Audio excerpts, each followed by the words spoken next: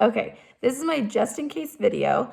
I've been waiting forever for my other video to submit and it hasn't yet. So I'm hoping to be able to email this to you along with submit my other video before midnight. I've been waiting for a little bit over an hour for this to submit. If you can see, it's just loading. So I just wanted to be better safe than sorry and just send two in if I need to. So anyways, this is my video on the hip hop class that we took. I loved this class. I loved how, as a hip hop dancer, I grew up as a hip hop dancer competitively. I loved being able to take this class, go back to the basics, and even learn a couple things that I didn't know. I liked how she provided a little bit of history because I think it's important for everybody who's taking a class to understand why they're taking it and what they're supposed to be portraying and why it's so special to certain people.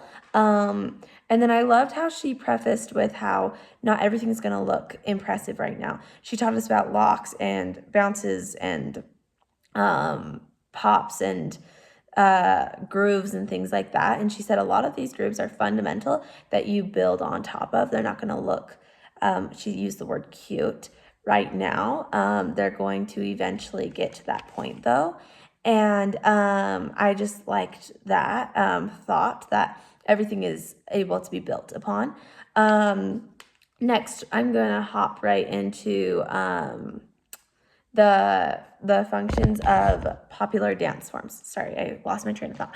Functions of popular dance forms. So I went back to module 11 because I noticed that I did read a definition for this and it was in one of my modules. So it says exhibits contemporary values of the community. I love this because it gave it to me blank right there. And I felt like this class showed me this because if I'm thinking of values of a community, I'm thinking, okay, they probably want to make sure that things are culturally appropriate and they want to be entertained, which is exactly what hip hop is. Hip hop is a culture, much like we learned earlier in this module how African dance goes with hip hop. It's a culture. We learned about street, which is a culture, and I think that if you exhibit it correctly, it's very, very entertaining for the community, which is something that I mentioned previously of being another one of their values. And so I just think that's super awesome and a way to exhibit that. And then my next thing would be the characteristics of popular dance form. I read that it's some of the things are skill, speed, and flexibility. So something that I noticed for speed is the difference in counts.